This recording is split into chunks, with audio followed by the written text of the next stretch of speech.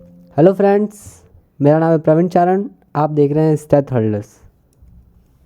आज हम बहुत ही इंटरेस्टिंग टॉपिक डिस्कस करेंगे, डेंगू फीवर। जैसा कि आपको थंबनेल में दिख गया होगा, तो डेंगू फीवर बहुत ही एक वायरल डिजीज़ है जो कि इंडिया में बहुत कॉमन है, और इसके रिगार्डिंग हम सब कुछ एकदम डिटेल में डिस्कस करेंगे।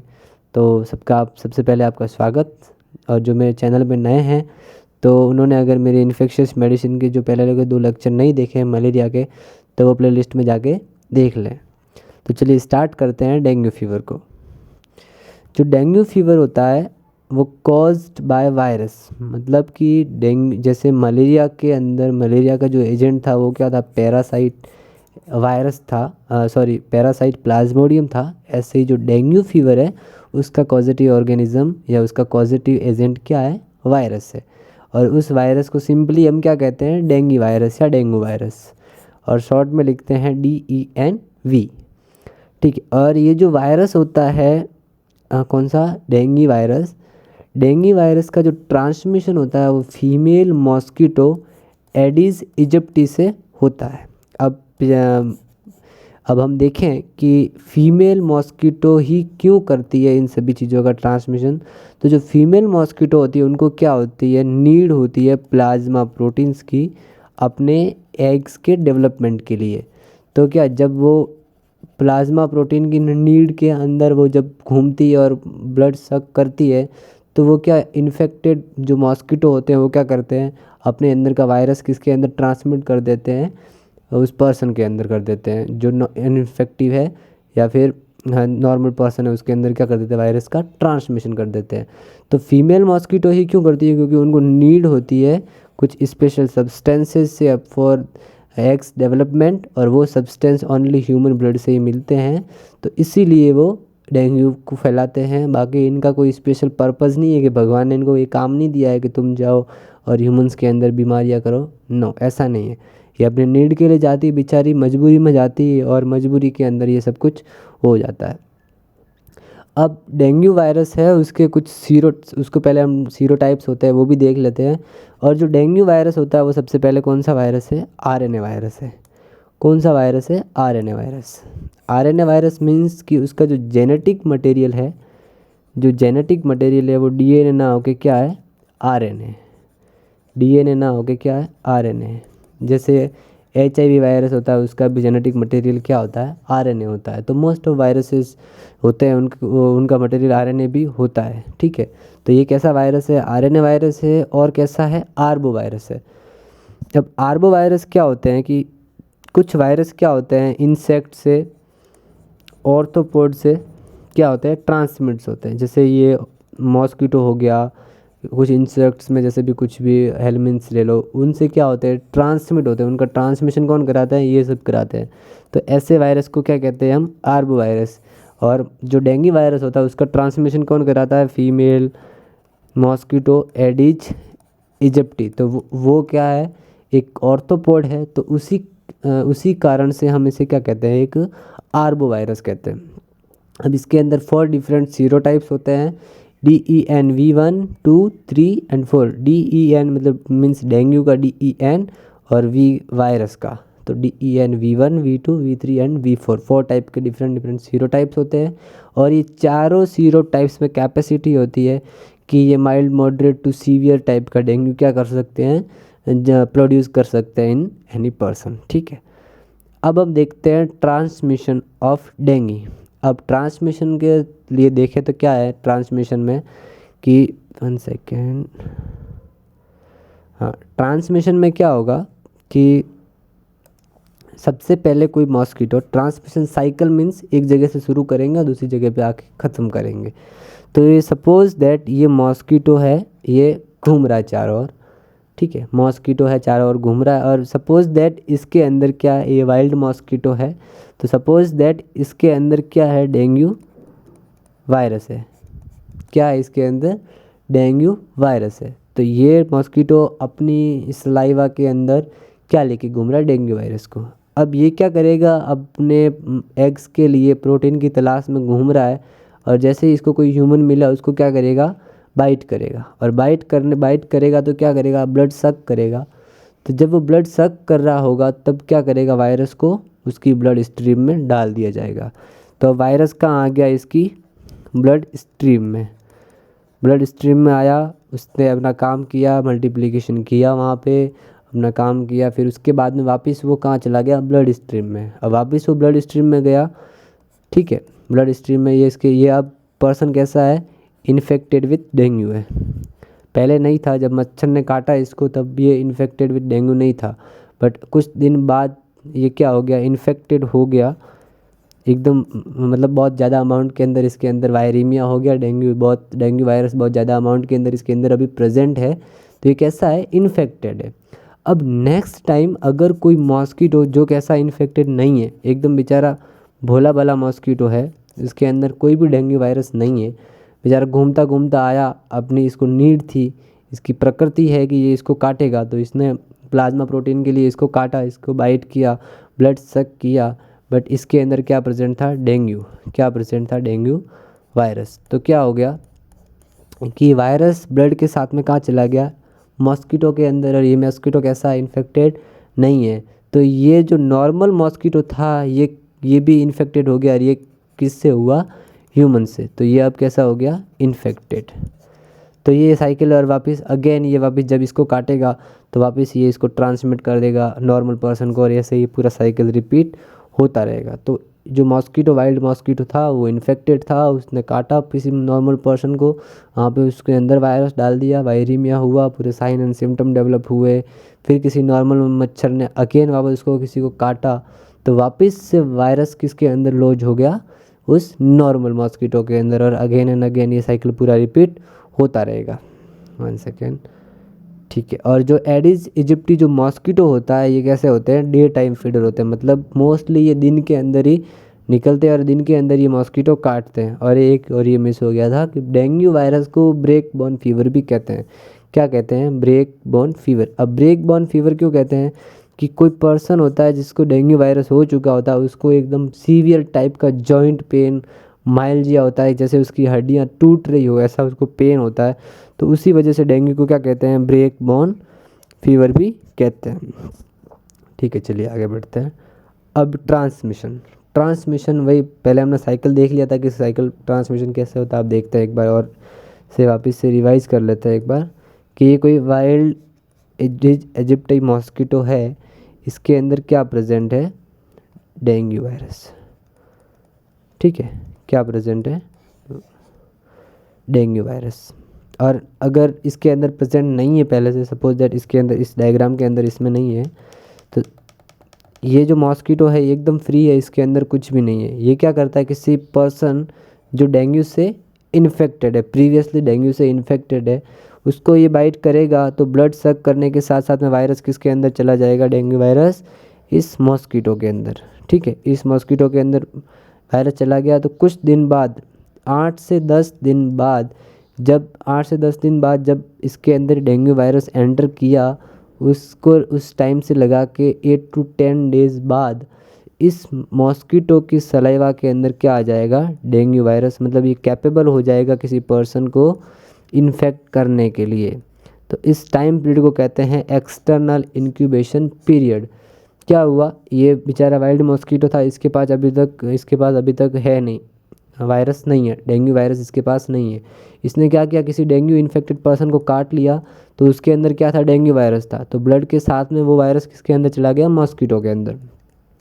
अब मॉस्किटो के अंदर चला गया, 8 से 10 दिन बाद ये मॉस्किटो, जिसके पास पहले वो ट्रांसमिट नहीं कर सकता था, वो इन्फेक्टिव नहीं था, 8 से 10 दिन बाद क्या हो गया, कैपेबल हो गया इन्फेक्शन को करने के अंदर। तो 8 से 10 दिन लगे, इस टाइम पीरियड को हम कहते हैं एक्सटर्नल इंक्यूबेशन पीरियड। अब अगर ये मॉस्किटो किसी दूसरे नॉर्मल पर्सन को काटेगा तो ये उसको क्या कर देगा, डेंगू वायरस से इन्फेक्टेड कर देता।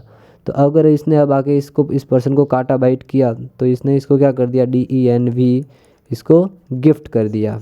अब जिसको डेंगू वायरस गिफ्ट कर दिया है, तो ये डेंगू वायरस इसके अंदर अब क्या करेगा, अपने अंदर जाके मल्टीप्लाई करेगा बहुत ज़्यादा, और फिर इसके अंदर कुछ दिन बाद साइन एंड सिम्टम आएंगे, लगभग 4 to 10 डेज़ या 14 डेज़ तक इसके अंदर क्या साइन एंड सिम्टम आ जाएंगे तो ये इसका होता है इंटरनल इंक्यूबेशन पीरियड या इंट्रिंसिक इंक्यूबेशन पीरियड।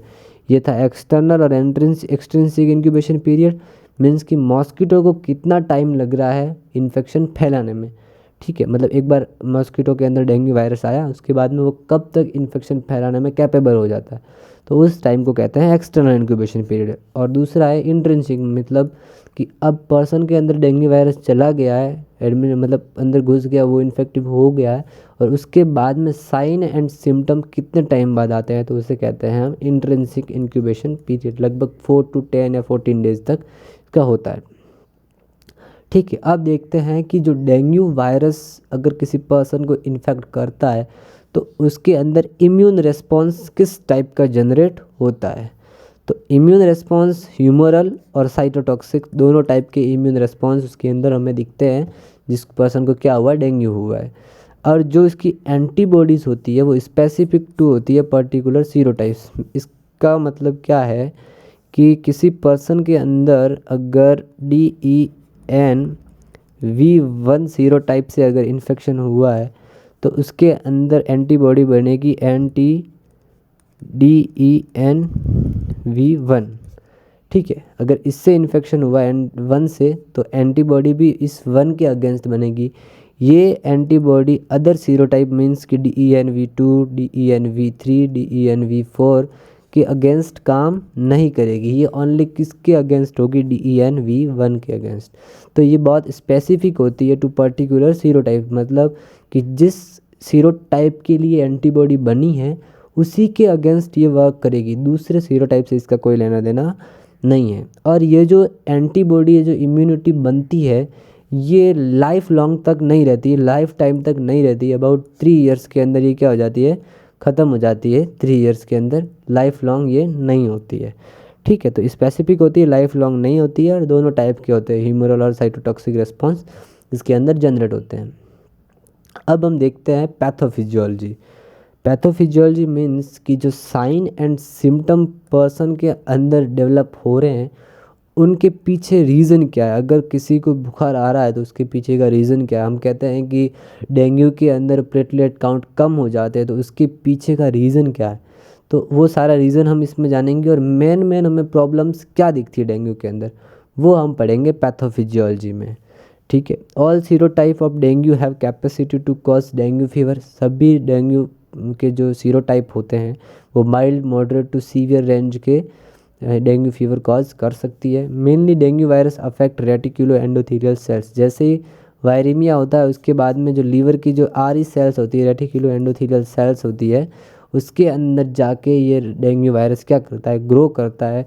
तो इसीलिए किसी किसी केसेस के अंदर हमें हिपेटोमेगाली भी देखने को मिलती है। Disease develop due to 3 things. और जो साइन एंड सिम्टम्स हमें दिखते हैं किसी पर्सन के अंदर, अगर हम कहते हैं कि ब्लीडिंग होती है मोर सीवियर केसेस के अंदर, शॉक देखने को मिलता है, तो वो किन किन कारणों से देखने को मिलता है वो हम अभी देखते हैं। फर्स्ट, इसके अंदर हमें देखने को मिलेगा plasma leakage. Second, disturb haemostasis. और तीसरे नंबर पे है dengue shock syndrome. Plasma leakage मतलब कि नॉर्मली जो ब्लड होता है, जो ब्लड वेसल के अंदर मूव करता है, और ब्लड वेसल कैसी होती है, इंटैक्ट होती है, तो प्लाज्मा नॉर्मली इसके अंदर से नहीं निकलती है, थर्ड स्पेस में नहीं आती है। बट क्या होता है आगे शायद होगा डिटेल में, हाँ डिटेल में है आगे, सॉरी। तो अभी प्लाज्मा लीकेज, डिस्टर्ब हीमोस्टेसिस और डेंगू शॉक सिंड्रोम, ये 3 चीज़ें हमें देखनी है कि पैथोजेनेसिस में या पैथोफिजियोलॉजी में क्या क्या है। ठीक है, अब हम देखते हैं प्लाज्मा लीकेज। प्लाज्मा लीकेज में क्या होता है, हाँ 1 सेकेंड अटेंशन दीजिएगा प्लीज़, कि नॉर्मली क्या होता है कि जो वेसल्स की जो एंडोथेलियम होती है वो एकदमली पूरी टाइटली, एकदम कोई स्पेस इनके बीच में नहीं होता है नॉर्मली। तो नॉर्मली अगर नहीं होता है तो नॉर्मल केसेस के अंदर थर्ड कंपार्टमेंट में फ्लूइड नहीं आता है, थर्ड कंपार्टमेंट में फ्लूइड नहीं आता, नॉर्मली आता है बट वो यहाँ से हर जगह से लीक नहीं होता, वो एक पर्टिकुलर जगह से कैपिलरी लेवल पे ही लीक होता है फ्लूइड। तो यहाँ पे थर्ड कंपार्टमेंट में फ्लूइड नहीं आता है। बट जब पर्सन को डेंगू होता है तो क्या होता है, एंडोथेलियल डिसफंक्शन हो जाता है। क्या देखने को मिलता है हमें, एंडोथेलियल डिसफंक्शन या फिर एंडोथेलियल डिसफंक्शन, मतलब कि इस एंडोथेलियल के जो गैप जंक्शंस, मतलब जो जंक्शंस होते हैं, सॉरी गैप नहीं, जो जंक्शंस होते हैं उनके बीच में जगह आ जाना, प्लाज्मा जो एंडोथेलियल सेल्स है उसका डिस्ट्रॉय हो जाना। तो बहुत से रीज़न हो सकते हैं, या फिर एंडोथेलियल सेल्स का क्या हो जाना, कॉन्स्ट्रिक्शन हो जाना। तो उनकी वजह से क्या हो सकता है कि इन दो एंडोथेलियल सेल के बीच में क्या आ जाता है, स्पेस आ जाता है। और जैसे स्पेस आता है तो यहाँ से प्लाज्मा क्या लीक होके कहाँ आ जाता है, बाहर आ जाता है, किस स्पेस, थर्ड स्पेस के अंदर फ्लूइड आ जाता है। कब आता है, जब डेंगू वायरस हो जाता है तो उस कंडीशन के अंदर एंडोथेलियल डिसफंक्शन हमें देखने को मिलता है। मीन्स कि या तो क्या हो जाती है, एंडोथेलियल सेल्स कॉन्स्ट्रक्शन हो जाता है उनका, या फिर उनके बीच का जो जंक्शंस होते हैं वो सही से प्रॉपरली वर्क नहीं कर पाते हैं। तो उन रीजन से क्या होता है कि जो अंदर की जो प्लाज्मा है वो लीक होकर कहाँ आ जाती है, बाहर आ जाती है, कहाँ आ जाती है, बाहर आ जाती है। तो इस केस में क्या होती है, प्लाज्मा लीकेज हमें देखने को मिलेगी, प्लाज्मा लीकेज हमें देखने को मिलेगी। अब अगर प्लाज्मा इस ब्लड से बाहर आ रही है तो क्या होगा, जो देखिए इतनी जगह नहीं बनती है कि रेड ब्लड सेल, WBC और वो भी सारी इस वेसल्स को क्रॉस करके बाहर आए, ओनली प्लाज्मा लीकेज होती है। तो जो वेसल्स और वो जो सारी होती है उनके अंदर क्या होता है कि वो वेसल के अंदर जो ब्लड है उसके अंदर जो सेल्स है वो तो किस ज़्यादा अमाउंट के अंदर प्रेजेंट रहती है, और प्लाज्मा की जो अमाउंट हो जाती है वो क्या हो जाती है, कम हो जाती है। तो इस कंडीशन में जब हम पेशेंट का सैंपल लेंगे और उसके जो हम चेक करेंगे तो उसमें हमें क्या दिखेगा कि जो हीमेटोक्रीट और जो पैक्ड सेल वॉल्यूम है वो क्या हो गया है, बढ़ गया है। बट ये ट्रूली नहीं बढ़ा है, ये कैसी है, फाल्स पॉजिटिव, मतलब फाल्स पॉजिटिव जैसे कहते हैं कि ट्रूली सेल्स नहीं बढ़ी है, बट प्लाज्मा लीकेज के कारण हमें प्लाज्मा का फ्रैक्शन सैंपल में कम मिला है, तो उसकी वजह से सेल्स क्या दिख रही है, ज़्यादा दिख रही है। नॉट मतलब कि ट्रूली हमें ये देखने को नहीं मिलता है। तो प्लाज्मा लीकेज के कारण HCT और पैक्ड सेल वॉल्यूम भी बढ़ जाता है, ठीक है। और प्लाज्मा ज़्यादा लीकेज होती है तो क्या हो जाता है, फ्लूइड थर्ड स्पेस के अंदर कलेक्ट हो जाता है, जिसकी वजह से हमें एडिमा देखने को मिलता है।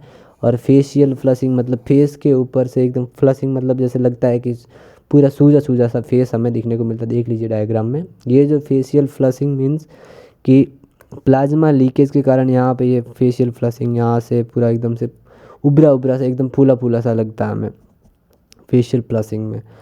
अब हम देखते हैं डिस्टर्ब हीमोस्टेसिस। पहला था प्लाज्मा लीकेज और दूसरा है डिस्टर्ब हीमोस्टेसिस। इसमें क्या होता है कि जो प्लेटलेट होती है,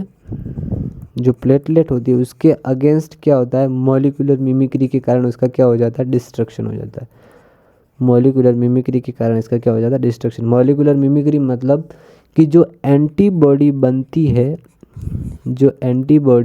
है, किसके लिए, डेंगू के लिए, वो एंटीबॉडी किसको अटैक करने लग जाती है, इसको प्लेटलेट को, क्योंकि इसके ऊपर कुछ ग्लाइकोप्रोटीन क्या होते हैं, सिमिलर होते हैं जैसे कि डेंगू के एंटीजन पे होते हैं। तो उस ग्लाइकोप्रोटीन की सिमिलरिटी की वजह से क्या होता है कि जो डेंगू जो प्लेटलेट सेल्स होती है उसके ऊपर वो एंटीबॉडीज़ काम करती है, या फिर कह सकते हैं कि डेंगू वायरस के कारण उसके ऊपर क्या हो जाता है, उसका डिस्ट्रक्शन हो जाता है मॉलिक्यूलर मिमिक्री के कारण, क्योंकि उसमें सिमिलरिटीज़ होती है ग्लाइकोप्रोटीन्स में, तो वो एंटीबॉडीज उसके ऊपर वर्क करती है, तो उसकी वजह से उसका भी डिस्ट्रक्शन होने लगता है। तो अगर डिस्ट्रक्शन होगा तो हमें क्या देखने को मिलेगा, थ्रोम्बोसाइटोपिनिया। क्या देखने को मिलेगा, थ्रोम्बोसाइटोपिनिया।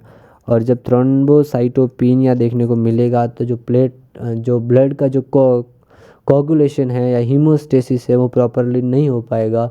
तो अगर थ्रोम्बोसाइटोपिनिया बहुत अगर सीवियर हो जाए, अगर 20,000 से भी कम प्लेटलेट काउंट आ जाए तो उस कंडीशंस में ब्लीडिंग हो सकती है। सीवियर केसेस में ब्लीडिंग देखने को मिलती है, नॉर्मली ब्लीडिंग देखने को नहीं मिलती है। तो डिस्टर्ब हीमोस्टेसिस का क्या रीज़न है कि मॉलिक्यूलर मिमिक्री के कारण क्या प्लेटलेट काउंट कम हो जाते हैं, और उसी के कारण क्या होता है, थ्रोम्बोसाइटोपिनिया देखने को मिलता है, एंड सीवियर केसेस में हमें ब्लीडिंग भी देखने को मिलती है। तीसरे नंबर पे है dengue shock syndrome. Dengue shock syndrome में क्या होता है कि एक चीज़ होती है शॉक। क्या होता है शॉक में क्या होता है कि जो टिश्यू परफ्यूजन है, मतलब कि जितनी अमाउंट के अंदर टिश्यू को ब्लड चाहिए या फिर ऑक्सीजन चाहिए, उतनी अमाउंट के अंदर ऑक्सीजन या ब्लड उसको नहीं मिल पाता प्रॉपरली ब्लड या ऑक्सीजन। अगर देखो ब्लड और ऑक्सीजन दोनों एक दूसरे के करस्पॉन्डेंस है, ठीक है। अगर ब्लड मिलेगा तो ही उसको ऑक्सीजन मिलेगी। तो हम कह सकते हैं कि अगर पर्सन को एडिक्वेट अमाउंट के अंदर जितनी सेल्स को नीड है उतनी अमाउंट के अंदर अगर ब्लड नहीं मिलता है तो उसे हम कहते हैं हाइपोपरफ्यूजन, और उसको कहते हैं शॉक। क्या कहते हैं? शॉक। तो कैसे शॉक कैसे डेवलप होगा? सीवियर केसेस में क्या होता है कि प्लाज्मा लीकेज होती है। प्लाज्मा लीकेज होने से क्या होगा कि प्लाज्मा सारी बाहर आ जाएगी। तो 55% ब्लड का पोर्शन कौन बनाती है? प्लाज्मा। तो अगर प्लाज्मा का बहुत ज़्यादा पोर्शन बाहर आ गया है तो हाइपोवॉल्यूमिया मतलब ब्लड का वॉल्यूम क्या हो जाएगा? कम हो जाएगा। तो हमें क्या देखने को मिलेगा? हाइपोवॉलीमिया। और हाइपोवॉलीमिया के कारण कौन सा शॉक आ जाए? परफ्यूजन कम हो जाएगा और हाइपोवॉल्यूमिक शॉक हमें देखने को मिलेगा डेंगू के पर्सन में। ये बहुत आगे सीवियर फॉर्म है, जनरली नॉर्मली देखने को नहीं मिलता है। इससे पहले ही पेशेंट ट्रीट कर दिया जाता है। अगर पेशेंट ट्रीट ना किया जाए तो उस कंडीशंस में हमें ये देखने को मिलता है। ठीक है, थैंक यू। आज के लिए इतना ही। कल नेक्स्ट में हम जब हमारा नेक्स्ट वीडियो आएगा इससे रिलेटेड डेंगू से, तो उसमें हम डेंगू की फेजेस पढ़ेंगे और डेंगू का मैनेजमेंट पढ़ेंगे और सारी चीज़ें उसमें पढ़ेंगे, डायग्नोसिस वगैरह सब कुछ। तो आज के लिए इतना ही, धन्यवाद। अगर आपको हमारा वीडियो पसंद आया हो तो लाइक कीजिए, दूसरे अपने फ्रेंड्स के साथ में शेयर कीजिए, और अगर आपने अभी तक चैनल सब्सक्राइब नहीं किया है तो सब्सक्राइब कीजिए। Thank you so much. अगर कोई क्वेरी हो तो कमेंट सेक्शन में प्लीज़ मेंशन कीजिए। Have a nice day.